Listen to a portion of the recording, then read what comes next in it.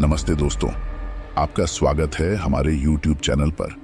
आज हम आपको एक डरावनी घटना के बारे में बताने वाले हैं जिसमें ड्राइवर भाइयों की जिंदगी में आई अनजाने और अत्यंत भयानक घटनाएं। यह कहानी उनकी ड्राइव की एक आम रात के बारे में है जो अचानक उनके लिए अपरिचित और डरावना साबित होता है। क्या होगा जब उन्हें अपरिचित स्थानों और अनजाने दुनिया का सामना करना पड़े? क्या उन्हें जीवन और मौत के बीच का सामना करना पड़ेगा? तो बैठिए मजे से और ध्यान से, क्योंकि हम शुरू कर रहे हैं ड्राइवर भाइयों की डरावनी घटना। यह सच्ची कहानी डेविड की है। डेविड पेशे से एक ड्राइवर था, अब वह रिटायर हो चुका है और यह कहानी उस वक्त की है जब वह एक ट्रांसपोर्ट कंपनी का ट्रक चलाता था। एक बार उसके साथ एक बेहद ही डरावनी घटना घटी। एक रात वह ट्रांसपोर्ट का सामान लौट करके दूसरे शहर जा रहा था। रास्ते में उसका ट्रक खराब हो गया और जिस जगह में ट्रक खराब हुआ था वह एक सुनसान इलाका था जिसके दोनों तरफ भुट्टे के खेत थे। दूर दूर तक सिर्फ खेतों के अलावा और कुछ दिखाई नहीं दे रहा था। दरअसल यह रास्ता डेविड के लिए नया था। असल में वह दूसरे एक हाईवे से जाने वाला था, मगर उस हाईवे में आगे एक ब्रिज टूटा हुआ था और एक आदमी ने डेविड को इस नए रास्ते में भेज दिया था। डेविड इस रास्ते में आकर बुरी तरह से फंस चुका था क्योंकि ट्रक अचानक से खराब हो गया था और दूर दूर तक सिवाय खेतों के और कुछ नजर नहीं आ रहा था।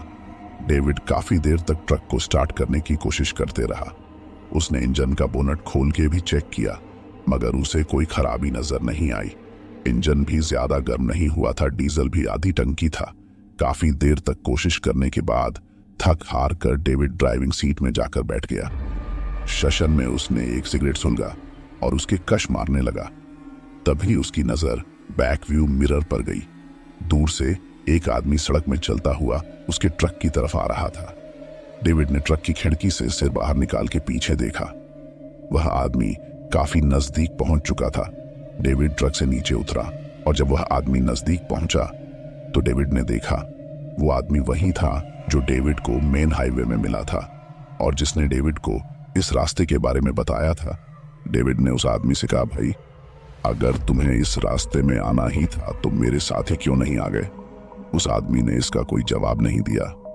उल्टा उसने डेविड से कहा, क्या हुआ, ट्रक खराब हो गया क्या?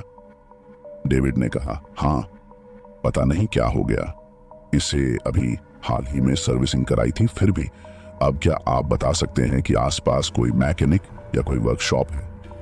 वह आदमी बोला, नहीं, वर्कशॉप तो नहीं है, पर यहां से कुछ दूरी पर एक स्क्रैप यार्ड है। वहां तुम्हें कई सारे खराब ट्रक, बसें और कारें खड़ी मिलेंगे। तुम वहां जाकर पता कर लो, शायद वहां कोई मैकेनिक मिल जाए। इतना कह के वह आदमी वहां से चला गया।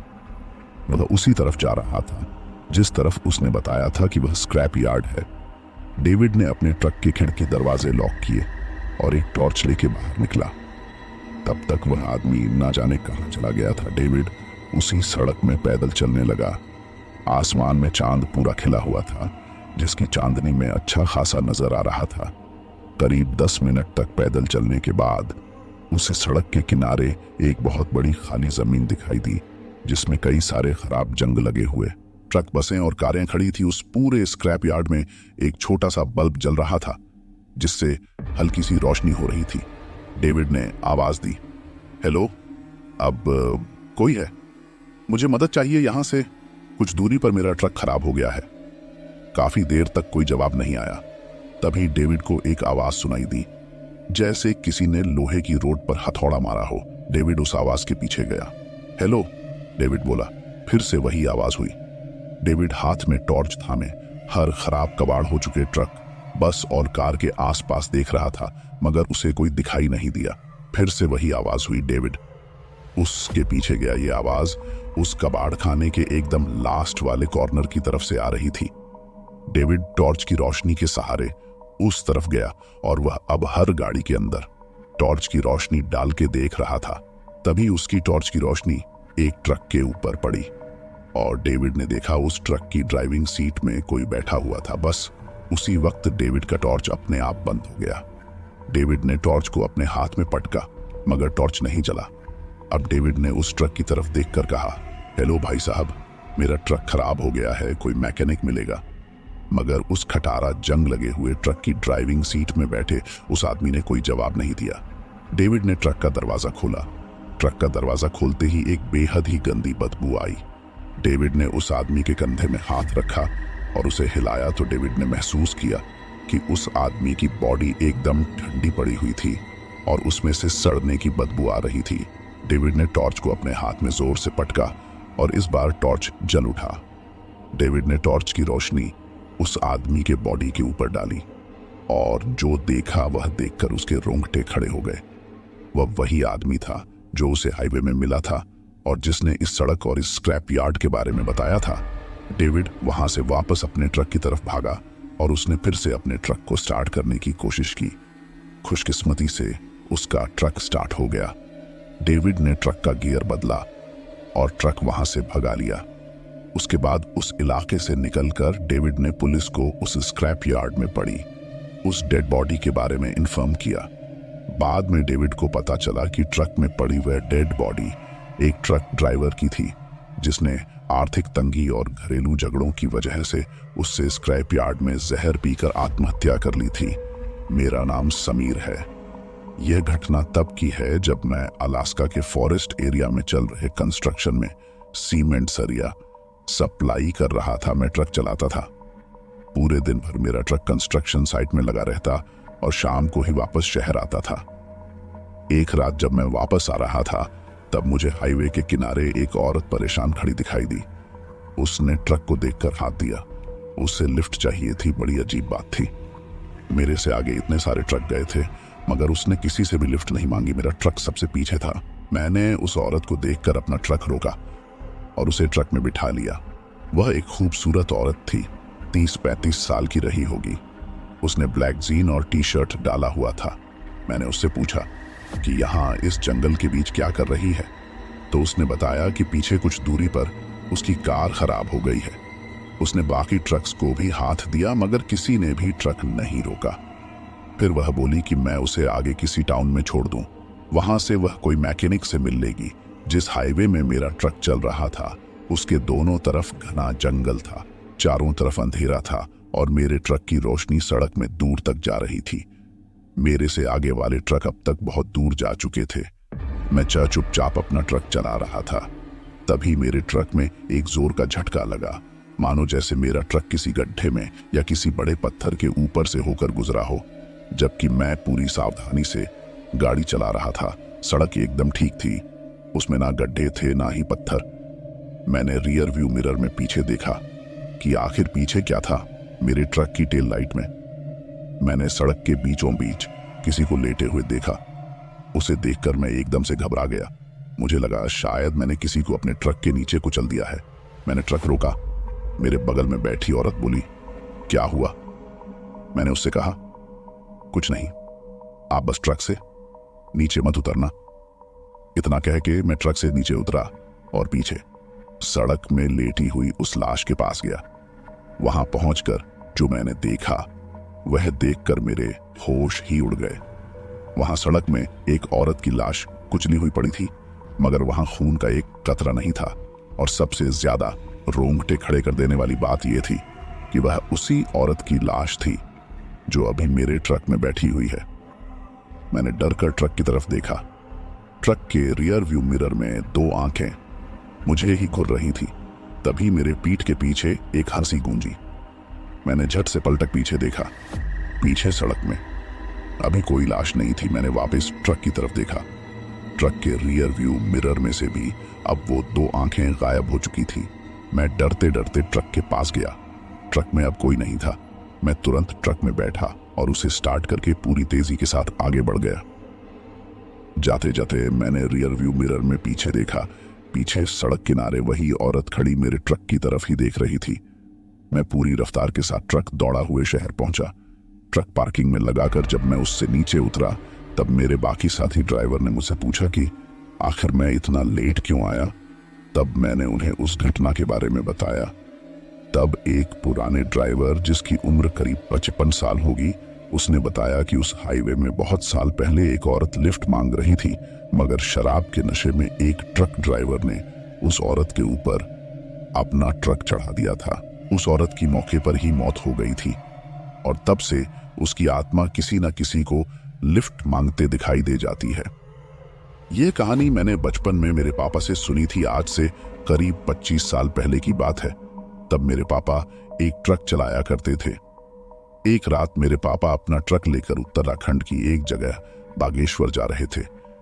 पापा शाम को दनी शहर से बागेश्वर के लिए निकले। अंधेरा काफी हो चुका था। पहाड़ों की टेढ़ी मेढ़ी सड़कों में पापा का ट्रक तेजी से जा रहा था। सब कुछ ठीक था, मगर सिर्फ एक बात थी जो पापा को सता रही थी, और वह थी एक जगह जिसका नाम था काकड़ी घाट, जहां से गुजरने वाला हर एक ड्राइवर घबराता था। खासकर रात में कहते हैं कि अक्सर काकड़ी घाट की सड़क में एक आदमी गाड़ियों को हाथ देकर रोकता है और माचिस मांगता है। पता नहीं यह बात हकीकत थी या सिर्फ अफवाह, मगर यह बात ड्राइवरों के बीच खासी प्रचलित थी। जैसे जैसे पापा का ट्रक काकड़ी घाट के करीब पहुंच रहा था, वैसे वैसे पापा की दिल की धड़कन बढ़ती जा रही थी। ट्रक का कंडक्टर एक पौवा मार के गहरी नींद में सो चुका था।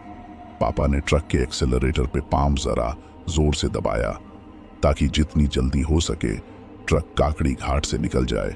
ट्रक पूरी रफ्तार से काकड़ी घाट की सड़क में दौड़ रहा था। तभी पापा ने ट्रक की हेडलाइट्स की रोशनी में देखा, दूर सड़क किनारे 2-3 बंद दुकानें हैं और एक दुकान के सामने लगे बेंच में एक आदमी बैठा हुआ है। जैसे जैसे ट्रक उन दुकानों के करीब पहुंच रहा था, वैसे वैसे ट्रक की रफ्तार अपने आप कम होती जा रही थी। पापा एक्सेलरेटर दबाते रहे, मगर कोई फायदा नहीं हुआ। ट्रक की हेडलाइट्स भी अपने आप चलने पूछने लगी और आखिर में ट्रक उन 3 दुकानों से कुछ दूर पहले ही अपने आप रुक गया। पापा ने ट्रक को स्टार्ट करने की बहुत कोशिश की, मगर वह स्टार्ट नहीं हुआ। पापा ने कंडक्टर को जगाया, मगर वह बेहोशी की नींद सो रहा था। अचानक ट्रक के बंद होने से हेडलाइट्स भी बंद हो गई और चारों तरफ अंधेरा छा गया। थोड़ी देर में पापा ने सामने उन दुकानों की तरफ देखा। पापा ने देखा उन दुकानों के सामने बेंच में बैठा वो आदमी चलते हुए ट्रक की ओर आ रहा था। वहां पर इतना अंधेरा था कि कुछ भी साफ दिखाई नहीं दे रहा था, मगर इतना दिख पा रहा था कि कोई तो चलकर उनकी तरफ आ रहा है। वो काला साया ट्रक की खिड़की के पास आया और बोला, ए भाई, माचिस है क्या? मेरे पापा ने गौर से देखा। खिड़की के पास एक धड़ खड़ा था जिसका सिर नहीं था। खिड़की के पास से फिर आवाज आई, भाई माचिस है क्या? मुझे मेरा सिर ढूंढना है। वो दृश्य और वो आवाज सुन के पापा डर के मारे बेहोश हो गए और सुबह ही उनकी आंख खुली। सुबह काकड़ी घाट की वो 3 दुकानें भी खुल चुकी थी। पापा एक चाय की दुकान के पास गए और दुकान वाले से एक चाय बनाने को कहा और उसे पिछली रात की घटना के बारे में भी बताया। तब उस चाय वाले ने बताया कि कुछ साल पहले एक चलती हुई बस में से एक आदमी ने उल्टी करने के लिए अपना सिर खिड़की से बाहर निकाला। तभी सामने से एक बस आई और उस आदमी का सिर कटकर पता नहीं कहां गिर गया। बहुत ढूंढा गया, मगर वो सिर नहीं मिला और आखिर में काकड़ी घाट की नदी के किनारे उस आदमी का अंतिम संस्कार कर दिया, वो भी बिना सिर के। तभी से वह अक्सर रात में यहां से गुजरती गाड़ियों को रोकता है और उनसे माचिस मांगता है। तब से अब जब भी पापा रात में उस जगह से गुजरते हैं तो एक माचिस का डिब्बा काकड़ी घाट की जमीन में फेंक कर ही आगे बढ़ते हैं। पापा को फिर कभी वह सिर कटा दिखाई नहीं दिया और ना ही उस जगह में कभी पापा की गाड़ी खराब हुई। टांडा के जंगल हल्द्वानी। ये कहानी करतार सिंह की है। करतार सिंह एक रात अपना मिनी ट्रक लेकर रुद्रपुर हल्द्वानी हाईवे में टांडा के जंगल के बीच से गुजर रहा था। एक वक्त था जब रुद्रपुर हल्द्वानी हाईवे के बीच टांडा के जंगल बेहद ही कुख्यात माने जाते थे। वहां से गुजरने वाली गाड़ियों को अक्सर यह हिदायत दी जाती थी कि वह अपनी लाइट्स ऑफ करके ही वहां से गुजरे, क्योंकि उस हाईवे में लूटमार की वारदातें बहुत होती थीं। लेकिन समय के साथ साथ वह जंगल अब कट गए हैं और वहां से गाड़ियों की आवाजाही भी काफी बढ़ गई है। साथ ही हाईवे में एक पुलिस चौकी भी बन चुकी है, इसलिए अब वहां लूटमार का खतरा नहीं है। लेकिन कुछ साल पहले जब जंगल घना हुआ करता था, तब एक रात करतार सिंह वहां से गुजर रहा था। तब उसके साथ एक बड़ी ही भयानक घटना घटी, जिसे याद करके करतार सिंह आज भी सिहर जाता है। हुआ यूं कि एक रात करतार सिंह जब वहां से गुजर रहा था, उसने देखा टांडा के जंगल में सड़क किनारे एक खूबसूरत औरत खड़ी होकर करतार सिंह के ट्रक को रुकने का इशारा कर रही थी। करतार उसकी खूबसूरती देखकर उस परे मोहित हो गया। उसे यह भी ध्यान नहीं रहा कि वह किसी लुटेरों के दल की सदस्य हो सकती है। करतार सिंह ने अपना ट्रक उस औरत के सामने रोक दिया। करतार ने खिड़की से सिर बाहर निकाल के उस औरत को देखा और वह औरत मुस्कुरा के बोली, भैया इस जंगल से बाहर जाना है क्या? आप मुझे ले चलेंगे? करतार सिंह ने खुशी खुशी उस औरत को गाड़ी में बिठा लिया। करतार ने अपने ट्रक के अंदर की लाइट्स ऑन कर दी ताकि उस औरत को अच्छे से निहार सके। वह बार बार तिरछी नजर से उस औरत को देख रहा था, मगर वो औरत चुपचाप बैठी सामने ही देख रही थी। करतार सिंह ने चुप्पी तोड़ी और बोला, मैडम एक बात पूछूं, आप इतनी रात को उस जंगल में क्या कर रही थी? वो औरत कुछ पल खामोश बैठी रही, फिर बोली, मैं तो यहीं रहती हूं, बाहर निकलना चाहती हूं मगर निकल नहीं पाती। ऐसा बोलते हुए उसकी नजर एकदम सामने की तरफ थी, मानो जैसे कुछ ढूंढ रही हो। करतार सिंह को उसकी बात समझ नहीं आई। उसने उस औरत को ऊपर से नीचे तक घूरा और एकाएक ही उसकी नजर उसके पैरों पर पड़ी। उसके पैर पीछे की तरफ मुड़े हुए थे। करतार सिंह को समझते देर नहीं लगी कि वह एक चुड़ैल थी। करतार सिंह अब डर के मारे कांप रहा था। उसके माथे से पसीना तरा हुए गिरने लगा। वह औरत बोली, इतनी ठंड में तेरे पसीने छूटने लगे, डर मत, तुझे कुछ नहीं करूंगी, बस तू मुझे इस जंगल से बाहर निकाल दे, फिर तू अपने रास्ते, मैं अपने रास्ते मरता, क्या नहीं करता। करतार सिंह के पास उसकी बात मानने के अलावा कोई दूसरा चारा नहीं था। वह ट्रक को फुल स्पीड में दौड़ाने लगा। उसने अब एक भी बार उस औरत की तरफ नहीं देखा। थोड़ी देर बाद टांडा के जंगल खत्म हो गए और जंगल के छोर पे एक मंदिर आया, बेल बाबा का मंदिर। मंदिर को देखकर करतार सिंह का डर थोड़ा कम हुआ। उसने तिरछी नजर से अपने बगल में उस औरत को देखा, मगर यह क्या, वह औरत वहां नहीं थी। करतार सिंह ने ट्रक के बैक व्यू मिरर में पीछे देखा। वह औरत सड़क किनारे खड़ी थी। करतार सिंह को अब पूरी बात समझ आ गई थी।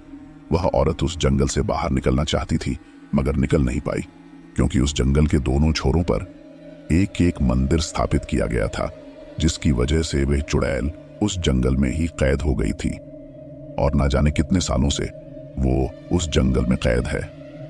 वह कभी बाहर नहीं निकल पाई। आज उस जंगल में लूटमार तो नहीं होती, मगर रात में गुजरने वाले राहगीरों का कहना है कि उन्होंने सड़क किनारे सफेद साड़ी में एक औरत को खड़े देखा। मेरा नाम रामास्वामी है, मैं बेंगलोर में रहता हूं और एक ट्रक ड्राइवर हूं। एक रात की बात है, मैं ट्रक लेकर दूसरे शहर जा रहा था।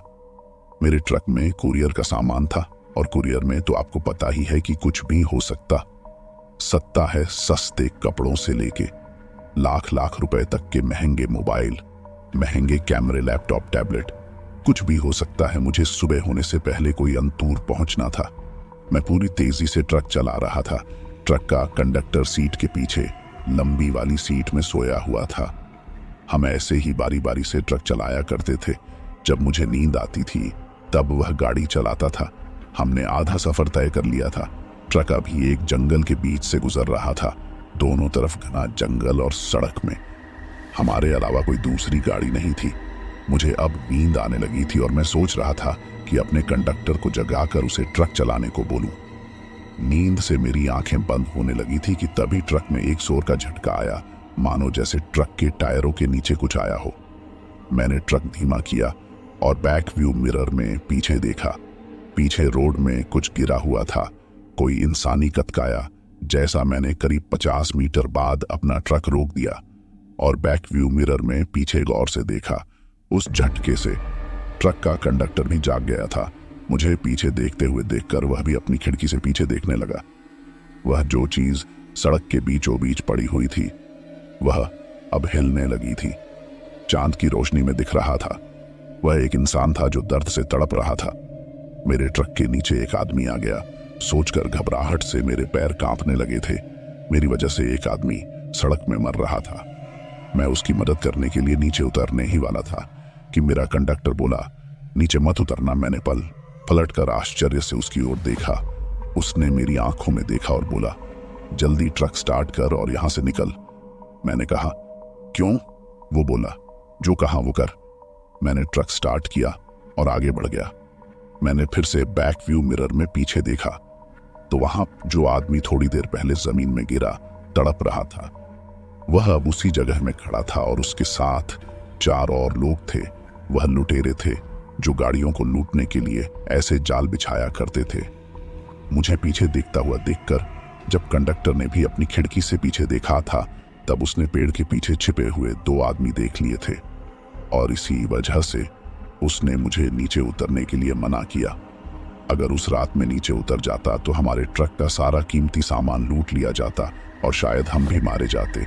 इसलिए कभी भी किसी सुनसान सड़क में गाड़ी नहीं रोकनी चाहिए। मैं तब से ट्रक चला रहा हूँ। जब मैं 25 साल का था, मेरा काम ज्यादातर रात में ही होता है। अलग अलग कंपनियों से माल उठाकर अलग अलग जगह में जाकर डिलीवर करना ही मेरा काम है। एक रात में कैलिफोर्निया के एक शहर से दूसरे शहर फर्नीचर का सामान लेकर निकला। निकलते निकलते ही अंधेरा हो गया था। जिस रोड में मुझे जाना था उस रोड में ज्यादा ट्रैफिक नहीं होता क्योंकि वहां से कम ही लोग गुजरते थे। चारों तरफ उप अंधेरा, सड़क के दोनों तरफ दूर दूर तक सिर्फ रेत और धूल से ढके हुए मैदान थे। ना कोई पेड़ ना ही कोई घर। उस सड़क में अगर मेरा ट्रक खराब हो जाए या कोई एक्सीडेंट हो जाए तो मदद की गुंजाइश ना के बराबर थी। उस रोड में मेरे अलावा कोई दूसरी गाड़ी नहीं थी, इसलिए मैं फुल स्पीड में ट्रक दौड़ा रहा था कि तभी मैंने दूर रोड में खड़ी एक कार की हजार्ड लाइट्स चमकती देखी। मैंने पूरी ताकत से अपने ट्रक के ब्रेक्स दबाए और मेरा ट्रक उस कार के एकदम पीछे जाकर रुक गया। वो एक काली रंग की शेवे इम्पाला थी जो सड़क के किनारे हजार्ड लाइट्स ऑन करके खड़ी थी। मैं अपने ट्रक से नीचे उतरा क्योंकि जो कोई भी उस कार में था उसको मेरी मदद की जरूरत थी। मैं कार के पास गया और उसकी खिड़की पर नॉक किया, मगर कोई रिस्पांस नहीं आया। मैंने झुककर खिड़की के कांच से अंदर देखा, मगर कार के अंदर कोई भी नहीं था। तब मैंने चारों तरफ नजर दौड़ाई, मगर अंधेरा इतना था कि 20 कदम के बाद कुछ भी दिखाई नहीं दे रहा था। पता नहीं क्यों उस रात मेरे अंदर का मददगार इंसान पूरे जोश में था, मानो जैसे वह आज किसी न किसी की मदद करके ही रहेगा। मैं वापस अपने ट्रक में गया और मैंने अपने टूल बॉक्स में से एक हैवी ड्यूटी फ्लैशलाइट निकाली, जिसकी रोशनी इतनी तेज थी कि किसी की भी आंखों में पड़े तो उसकी आंखें 2 मिनट तक छुआती रहे। जैसे ही मैंने वो फ्लैशलाइट जलाई, मेरे सामने एक पुराना खंडहर दिया जो थोड़ी देर पहले तक अंधेरे में छुपा हुआ था। वह पेट्रोल पंप पूरी तरह से मिट्टी और धूल से ढका पड़ा था। उसकी पार्किंग में मिट्टी, धूल, टूटी हुई टाइल्स और खिड़कियों के टूटे हुए कांच बिखरे हुए थे। उस पेट्रोल पंप के पीछे एक छोटी टूटी हुई बिल्डिंग थी जो किसी जमाने में एक कन्वेनियंट स्टोर रहा होगा, जहां से लोग कोल्ड ड्रिंक्स और स्नैक्स लिया करते होंगे। रोड साइड खड़ी उस कार में जो भी था वह जरूर उस बिल्डिंग में होगा। सोच के मैं भी उस बिल्डिंग की ओर चल दिया। उस बिल्डिंग के मेन डोर पर पहुंचकर मैंने उसे खोला, मगर वह दरवाजा जाम हो चुका था और बड़ी ही मुश्किल से आवाज करते हुए खुला।